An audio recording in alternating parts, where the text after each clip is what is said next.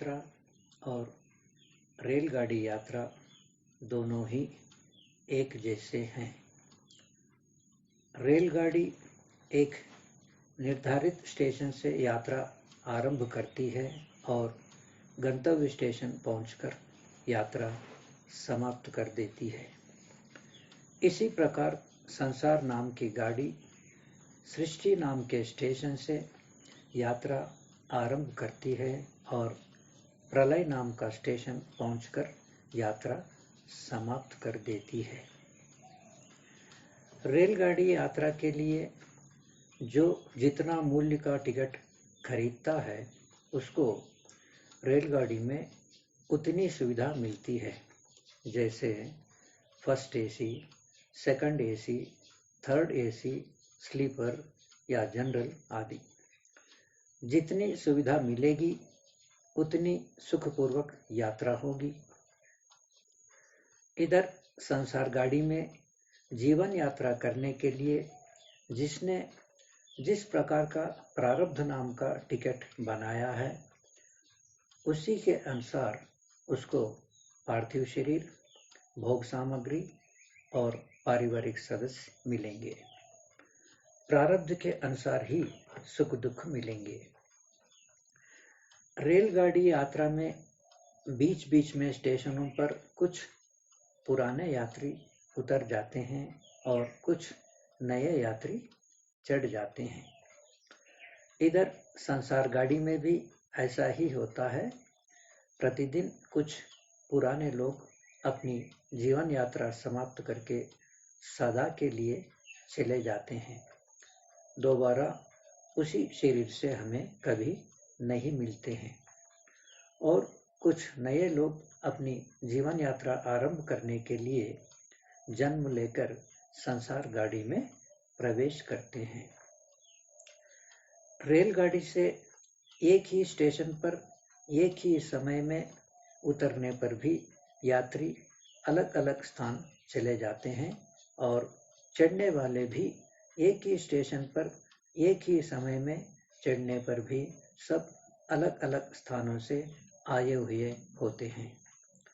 इधर संसार गाड़ी से भी जाने वाले एक ही दिन और एक ही स्थान पर मरने पर भी सब जाएंगे अलग अलग योनियों में अपना अपना प्रारब्ध के अनुसार।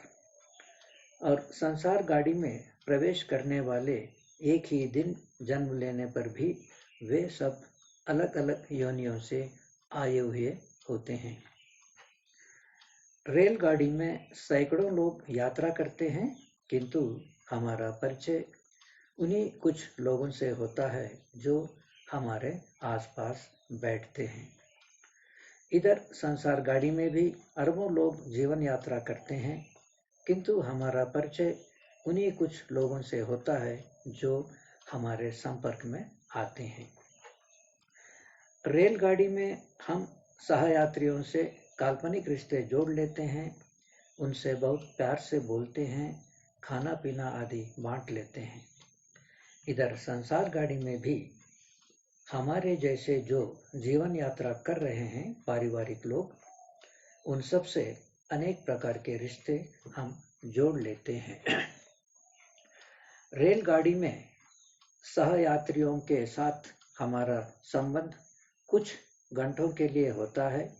यात्रा समाप्त होते ही उनका हमारा कोई संबंध नहीं रहता, सभी काल्पनिक रिश्ते समाप्त हो जाते हैं। इधर संसार गाड़ी में भी पारिवारिक सदस्यों के साथ हमारा संबंध कुछ सालों के लिए होता है। जीवन यात्रा समाप्त होते ही उनका हमारा कोई संबंध नहीं रहता, सब रिश्ते एक साथ सदा के लिए मिट जाते हैं। रेलगाड़ी में हमारे साथ यात्रा करने वालों में से कुछ हमारे से पहले ही यात्रा आरंभ किए हुए होते हैं और कुछ हमारे से बाद में यात्रा आरंभ करते हैं। हमारी पूरी यात्रा समाप्त होने तक ये सहयात्री बदलते रहते हैं, कुछ पुराने जाते रहते हैं, कुछ नए आते रहते हैं। इधर संसार गाड़ी में भी हमारे साथ जीवन यात्रा पर जो पारिवारिक सदस्य हैं उनमें कुछ लोग हमारे से पहले ही जीवन यात्रा आरंभ किए हुए होते हैं और कुछ हमारे से बाद में जीवन यात्रा आरंभ करते हैं। हमारी जीवन लीला समाप्त होने तक ये पारिवारिक सदस्य बदलते रहते हैं। कुछ पुराने जाते रहते हैं हमें छोड़कर और कुछ नए आते रहते हैं हमारे साथ मिलने के लिए। रेलगाड़ी में हमारे साथ यात्रा करने वालों का प्रयोजन अलग होता है और हमारा प्रयोजन अलग होता है। हमारे लिए वे यात्रा नहीं करते हैं, ना हम उनके लिए यात्रा करते हैं। उनकी यात्रा अलग है, हमारी यात्रा अलग है। जीवन यात्रा में भी हम अपना प्रारब्ध भोगने के लिए जन्म लिए हैं और अन्य सभी पारिवारिक सदस्य भी अपना अपना प्रारब्ध भोगने के लिए जन्म लिए हैं। कोई भी हमारे लिए जन्म नहीं लिए हैं, ना हम उनके लिए जन्म लिए हैं। अपना अपना भोग समाप्त होते ही सब अपना अपना समय पर अकेला ही दुनिया छोड़कर जाना है, कोई साथ नहीं आता। रेलगाड़ी में सहयात्रियों से हम किसी प्रकार की कोई अपेक्षा नहीं करते हैं, न ही उन पर हमारे विचार थोपते हैं। अपनी मर्यादा में रहते हुए शालीनता से उनसे व्यवहार करते हैं। इसीलिए उनसे हमारा कोई मनमुटाव, द्वेष आदि नहीं होता है। यात्रा सुखपूर्वक बीत जाता है। इधर जीवन यात्रा में पारिवारिक सदस्यों के साथ हम अनेक अपेक्षाएं करते हैं। हमारे विचार उन पर थोपते रहते हैं, अनेक बार कठोरता से व्यवहार करते हैं। इसलिए परस्पर मनमुटाव, द्वेष आदि होते हैं और जीवन नरक बन जाता है अधिकतर परिवारों में। पारिवारिक सदस्यों के साथ हमारा संबंध किस प्रकार है, इस बात को दर्शाने वाला एक सुंदर उदाहरण है। एक नदी के किनारे एक वृक्ष था। एक बार आंधी आई तो उस वृक्ष से एक सूखा लकड़ टूटकर नदी में गिर गया और जल प्रवाह के साथ बहता चला गया। कुछ दूर जाने के बाद एक दूसरा लकड़ तैरता हुआ आकर उस सूखा लकड़ के साथ मिला। दोनों साथ साथ कुछ दूर चले, फिर बिछुड़ गए। कुछ दूरी पर एक फूलमाला तैरते हुआ आकर उस सूखा लकड़ को लग गया। दोनों साथ साथ कुछ दूर चले, फिर बिछुड़ गए। फिर कुछ दूर जाने पर एक पुराना जूता कहीं से तैरता हुआ आकर उस सूखा लकड़ के साथ लग गया। कुछ दूर तक दोनों की यात्रा साथ साथ चली, फिर बिछुड़ गए। ऐसे अनेक प्रकार के चीज मिलते गए और बिछुड़ते गए। अंत में वह सूखा लकड़ अकेला ही किनारा पहुंच गया और लंबी यात्रा को समाप्त कर दिया। अकेला ही यात्रा आरंभ किया था, अकेला ही यात्रा समाप्त किया। हमारा भी यही हाल है। अकेले जन्म लेकर आते हैं और अनेक लोगों से अनेक प्रकार के रिश्ते जोड़ लेते हैं। समय समय पर नए रिश्ते जुड़ते रहते हैं और पुराने टूटते रहते हैं। अंत में सब रिश्तों को छोड़कर अकेले ही जीवन यात्रा समाप्त कर चले जाते हैं। सब रिश्ते बीच में मिले हैं और बीच में रह जाते हैं। कोई साथ नहीं चलेगा, अकेले को ही चलना पड़ता है। जो जन्म से लेकर मृत्यु समय तक हमेशा हमारे साथ रहता है, वह शरीर भी हमारे से अलग हो जाता है तो दूसरे लोगों का या दूसरे चीजों का क्या कहना। हमारे शरीर के साथ हमारा क्या संबंध है, इस पर विचार करते हैं। किराया मकान से किराएदार का जो संबंध है, वैसा ही संबंध हमारे शरीर के साथ हमारा है। किराएदार कुछ रुपये किराया रूप में देकर किराया मकान में प्रवेश करता है। हम भी प्रारब्ध नाम का किराया चुकाकर शरीर में प्रवेश करते हैं। बिना प्रारब्ध के किसी को किसी प्रकार का शरीर नहीं मिलता है। शरीर धारण करने के लिए प्रारब्ध का होना अनिवार्य है।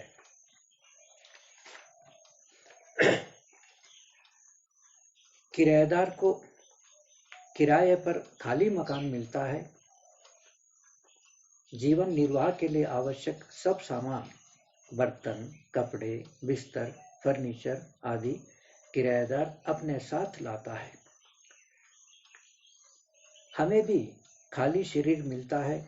प्रारब्ध का फल सुख दुख भोगने के लिए आवश्यक सब साधन, मन, बुद्धि, चित्त, अहंकार, ज्ञानेंद्रिय, कर्मेंद्रिय, पंच तन्मात्रा, कुल 19 तत्व हम साथ लाते हैं। जैसा संसार में प्रवेश करने के लिए हमें पार्थिव शरीर की आवश्यकता होती है, वैसे ही मन, बुद्धि, चित्त, अहंकार, ज्ञानेंद्रिय, कर्मेंद्रिय इन सबको एक शरीर में से दूसरे शरीर में जाने के लिए 5 तन्मात्रा रूपी सूक्ष्म शरीर की आवश्यकता होती है। इन्हीं 5 तन्मात्राओं से 5 स्थूलभूत पृथ्वी आदि बनते हैं और इन्हीं 5 स्थूलभूतों से भोजन बनता है।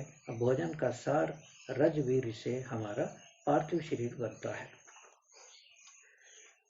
किराएदार कितने भी किराया मकान बदले, किंतु उसका अपनी निजी सामान हमेशा उसके साथ ही रहता है। केवल मकान बदलता है, अंदर का सामान नहीं बदलता, वही रहता है हमेशा।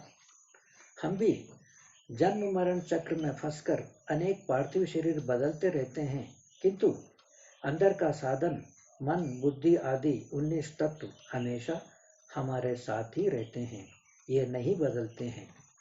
इस जन्म में हम इन साधनों को जितना शुद्ध करते हैं उतना ही शुद्ध अगले जन्म में हमें मिलेंगे। किराएदार किराए मकान को साफ सुथरा सुंदर सजा कर रखता है। परिसर को भी अपना रुचि के अनुसार तैयार कर लेता है। हम भी शरीर को साफ सुथरा रखने में, इसको सजाने में कोई कसर नहीं छोड़ते हैं। किराएदार आसपास में रहने वाले अन्य किराएदारों से परिचय कर लेता है और वहां रहते रहते उनसे आत्मीयता बढ़ती जाती है। इधर हम भी हमारे जैसे अपना अपना प्रारब्ध भोगने के लिए आए हुए पारिवारिक सदस्यों से प्रगाढ़ संबंध बना लेते हैं, मानो शाश्वत है ये संबंध। किराएदार को किराए मकान में रहते रहते उस मकान से मोह हो जाता है, एक अपनापन हो जाता है। इसलिए मकान खाली करते समय मकान को छोड़ने का दुख होता है और आसपास के अन्य किराएदारों को छोड़ के जाने का भी दुख होता है। और इधर हमें भी इस शरीर में रहते रहते इस शरीर से प्रबल मोह होता है और अन्य पारिवारिक सदस्य से भी अपार मोह हो जाता है। फिर शरीर को छोड़ के जाना होता है तो बहुत दुख होता है।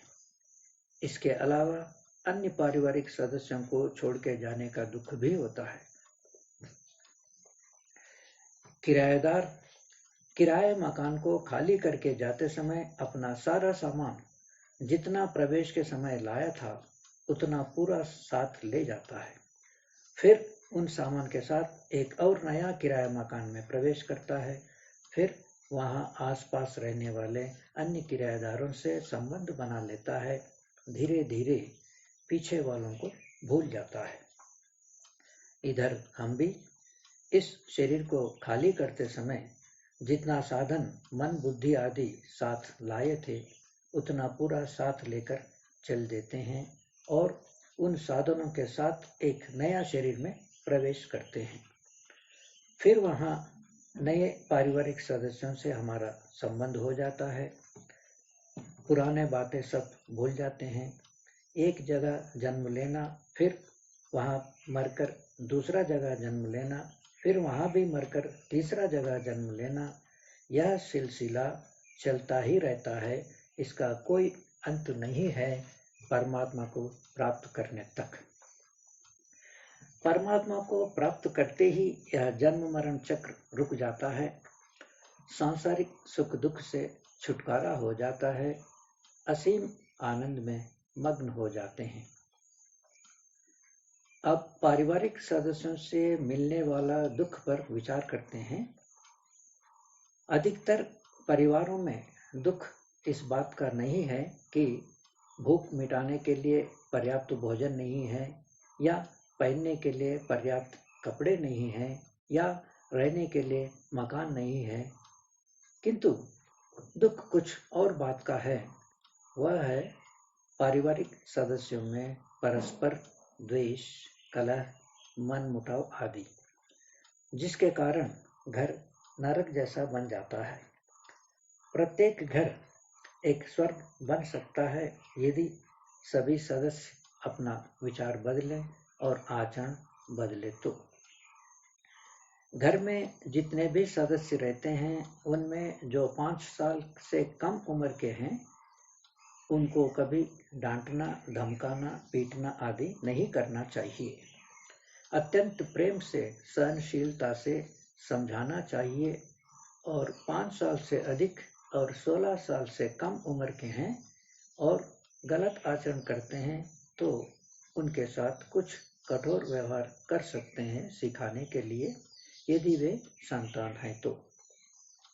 बाकी जितने भी सदस्य हैं 16 साल से अधिक उम्र के, चाहे उनके साथ हमारा कुछ भी रिश्ता हो, उनका उम्र कितना भी हो, चाहे स्त्री हो चाहे पुरुष हो, सबके साथ शालीनता से, सम्मान पूर्वक, मृदुवाणी से व्यवहार करना चाहिए। ये रिश्ते सब हमने बनाए हैं व्यवहार करने के लिए, और उम्र शरीर का होता है, शरीर में रहने वाला का नहीं। जिससे हम व्यवहार कर रहे हैं वह इस शरीर में आने से पहले भी था, शरीर छोड़ने के बाद भी रहेगा, उसका कोई उम्र नहीं होता है। मकान पुराना होने से मकान में रहने वाला पुराना नहीं होता है। हम मकान से व्यवहार नहीं करते हैं, मकान में रहने वाले से व्यवहार करते हैं। मकान को देखकर मकान में रहने वाला का मूल्यांकन नहीं किया जाता है। ये जो स्त्री पुरुष भेद है वह भी केवल शरीर का धर्म है। शरीर में रह के व्यवहार करने वाला आत्मा ना स्त्री है ना पुरुष है। इसलिए स्त्री पुरुष भेदभाव से व्यवहार करना अज्ञान है। पीले रंग के मकान में रहने वाला पीला नहीं होता, ना हरा रंग के मकान में रहने वाला हरा होता है। यदि हम शरीर से अगर व्यवहार करते हैं तो मरणोपरांत भी उस शरीर से व्यवहार करना चाहिए, किंतु ऐसा होता नहीं है। इसका अर्थात शरीर के अंदर जो अलग चीज है आत्मा नाम का, उससे हम व्यवहार करते हैं। वो तो ना स्त्री है ना पुरुष है। चाहे स्त्री शरीर में रहने वाले हो आत्मा, या पुरुष शरीर में रहने वाले हो, तो दोनों आत्माओं में कोई अंतर नहीं है। अंतर केवल शरीर में है। वही आत्मा कभी स्त्री शरीर में कभी पुरुष शरीर में रहता है। इसलिए पारिवारिक सदस्यों से व्यवहार करते समय ना रिश्ते देखना है, ना उम्र देखना है, ना स्त्री पुरुष भेद देखना है। बस समझना है कि जैसा मैं हूं वैसे ये भी हैं। किसी भी सदस्य पर अपना विचार थोपने का कोई अधिकार नहीं होता है।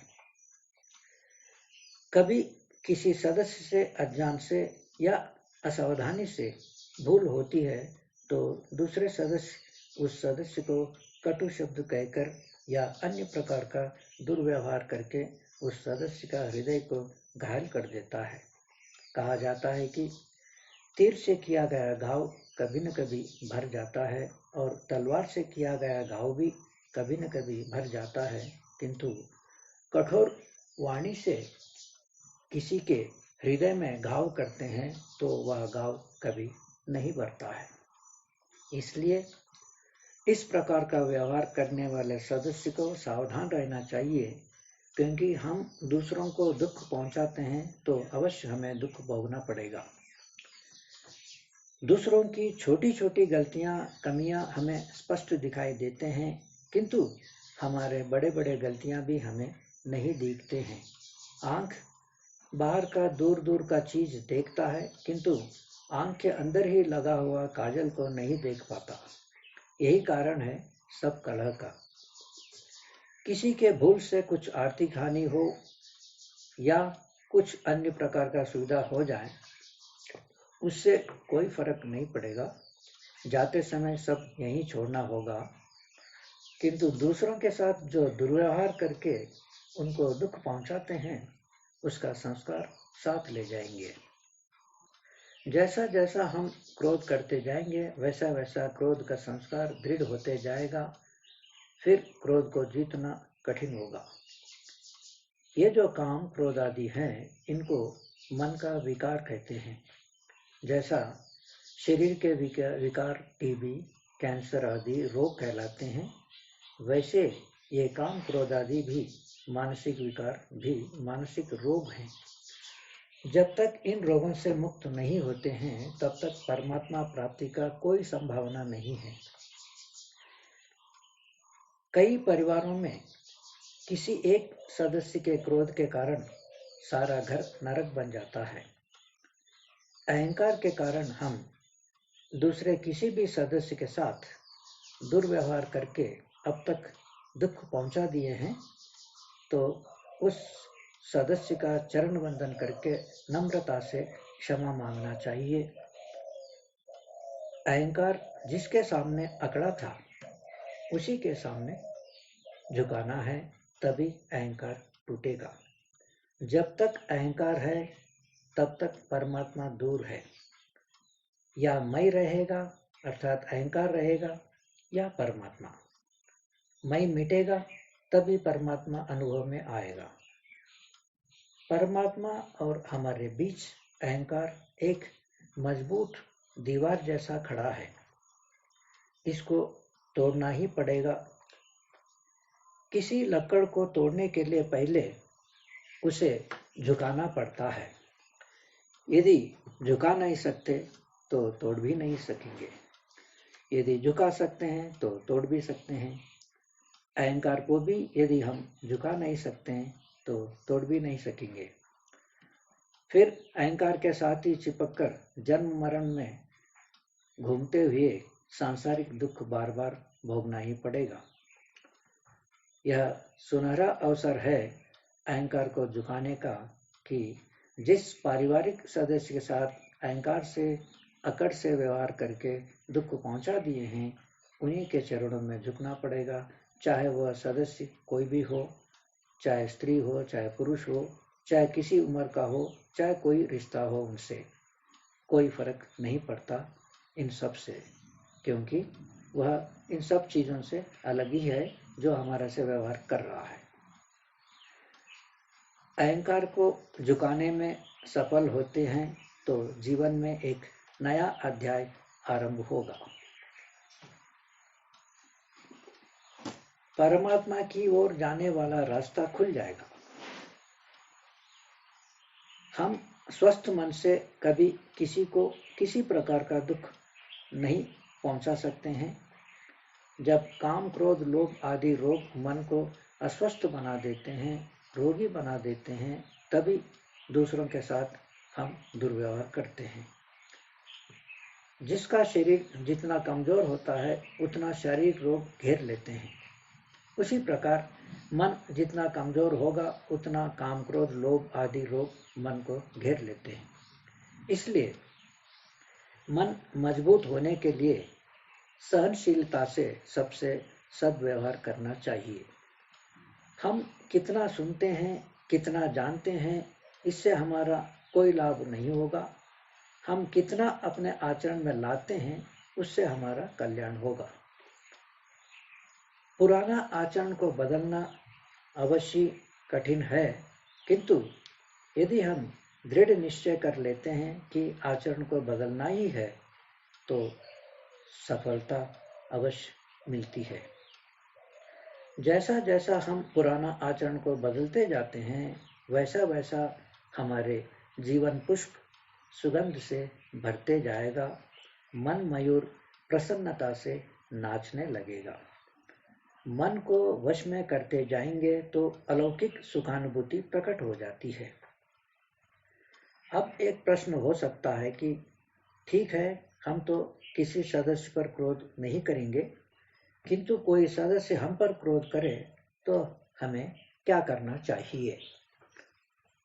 हाँ, बात ठीक है। अपना मन को तो हम प्रयत्न करके वश में रख सकते हैं, किंतु दूसरों के मन को हम कैसे नियंत्रण कर सकते हैं?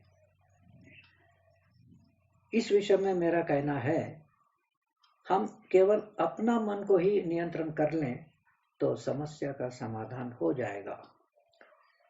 यदि घर का कोई सदस्य किसी शारीरिक रोग से पीड़ित होता है तो हम क्या करते हैं? उनसे द्वेष नहीं करते हैं ना, किंतु उन पर दया भाव रखते हैं, उनकी सेवा करते हैं, परमात्मा से प्रार्थना करते हैं कि उनका रोग शीघ्र ठीक हो जाए और दुख से मुक्ति मिले। ठीक उसी प्रकार कोई सदस्य मानसिक रोग, क्रोध से पीड़ित होकर यदि कटु वचन बोलता है या अन्य किसी प्रकार का दुर्व्यवहार करता है तो उस मानसिक रोगी पर द्वेष नहीं करना चाहिए, किंतु दया भाव रखना चाहिए। बेचारा क्रोध से जलकर शारीरिक स्वास्थ्य खराब कर ले रहा है और मन को अशांत कर ले रहता है, सबके दृष्टि में गिर भी जाता है। वैसे भी क्रोध अपने आप शांत हो जाएगा यदि दूसरों का कोई प्रतिक्रिया ना हो तो। आग तब तक जलता है जब तक ईंधन मिलता है। यदि ईंधन ही नहीं मिला तो आग नहीं जलेगा, अपने आप शांत हो जाएगा। कोई लाडला बच्चा माँ पर कभी क्रोध करता है तो क्या उस माँ को अपना नादान बच्चा पर द्वेष होता है क्या? माँ को दुख होता है क्या? नहीं, दुख नहीं होगा, क्योंकि बच्चे के प्रति माँ के मन में द्वेष नहीं जागता, न प्रतिकार भावना जागता है, किंतु मन प्रेम से ही भरा रहता है, अतः दुख नहीं होता। भले ही कोई सदस्य हम पर क्रोध करे, हम उन पर द्वेष न करके प्रेम भाव ही रखें और शांति से ही व्यवहार करें तो दुख नहीं होता। जब तक हमारा मन प्रेम से भरा रहता है तब तक दुख अनुभव नहीं होगा।